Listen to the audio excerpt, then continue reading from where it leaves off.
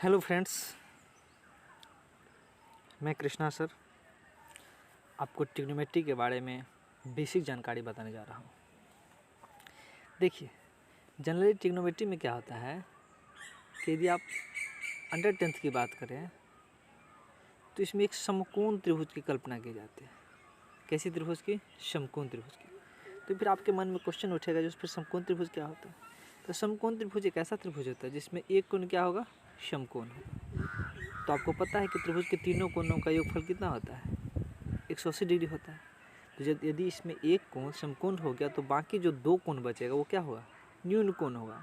अर्थात मान लीजिए कि यहाँ पे जो हमने देख रहा है कि ए बी और सी हमारा एक समकोण त्रिभुज है, जिसमें बी क्या है? एंगल बी क्या है इसमें? एंगल बी इसमें है, एंगल बी इसमें है हमारा 90 डिग्री। बी कितना है? 90 डिग्री। तो जाहिर सी बात है कि ए और सी क्या होगा? न्यून कोण होगा। इसीलिए इसमें कोण ए प्लस कोण सी हमारा क्या हो जाएगा? दोनों को मिल करके कितना बनाएगा? 90 डिग्री बनाएगा।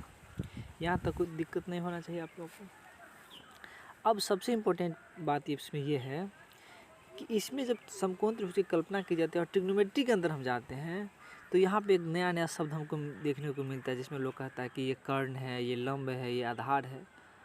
और बच्चे जब बराबर कंफ्यूज हो जाते हैं कि इस फिगर में मैंने यहाँ पे इसको लंब कहा था, फिर इस दूसरे फिगर में इसको फिर लंब कह रहा हूँ, ये कैसे हो रहा है?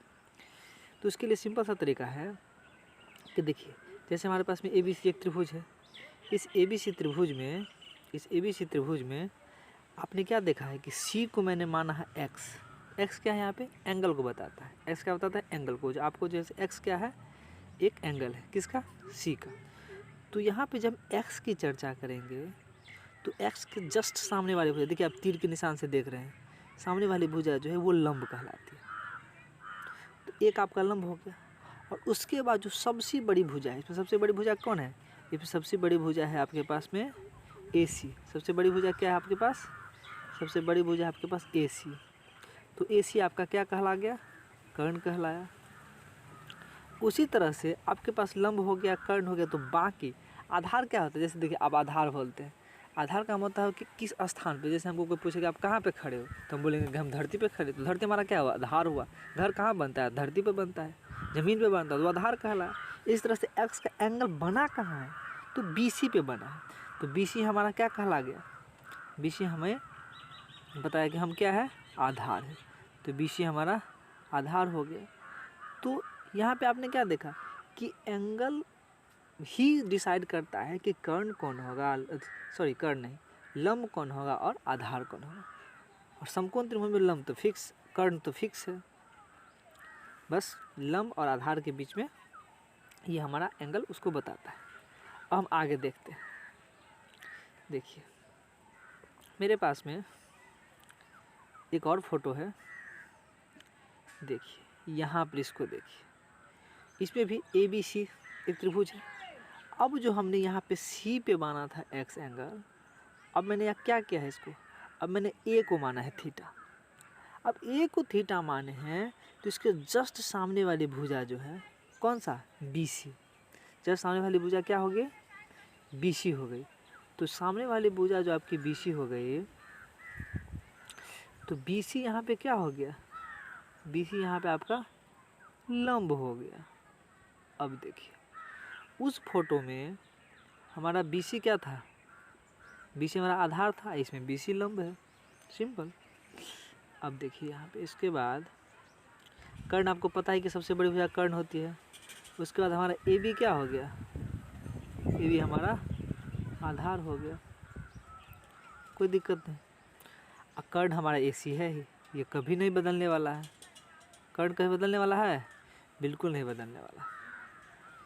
तो इसमें भी A ही डिसाइड किया कि हमारा लंब कौन सा होगा, कोई दिक्कत। इसके बाद हम नेक्स्ट में देखते हैं। देखिए, उस फोटो को एक बार हम फिर से देखेंगे, दोनों को एक साइड करके, एक साथ करके दोनों को देखते हैं। देखिए, दोनों को एक साथ करके देखिए। अगर आपको इच्छा है तो आप स्क्रीनशॉट ले सकते हैं। चलिए, अब फिर देखिए, हम लोग देखते हैं आगे।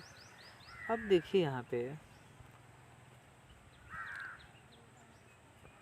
देखिए हमारे पास में क्या है, हमारे पास में है साइन थीटा, और देखिए तीर का निशान है, साइन थीटा उसके बाद तीर का निशान है, वो कॉसिक थीटा में बताता है। इसका क्या मतलब होता है? इसका मतलब होता है कि साइन थीटा का उल्टा कॉसिक थीटा और कॉसिक थीटा का उल्टा साइन थीटा।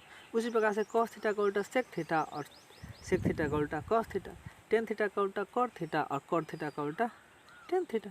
सिंपल।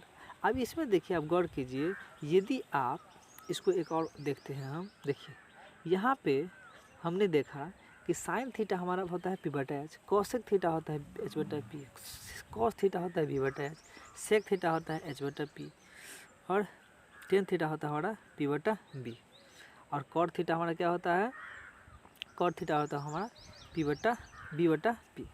अब यहाँ पे कितना आसान है देखिए। अब हमको कोई कहे कि बताइए कि आप कि कॉस थीटा और सेक थीटा को गुणा करना, हमको कोई पूछे कि बताइए कॉस थीटा को यदि हम सेक थीटा से गुना करते हैं तो क्या होता है, तो हमको पता है कि कॉस थीटा को हमको गुना करना है किससे, कॉस थीटा को गुना करना है हमको सेक थीटा से, यही गुना करना है।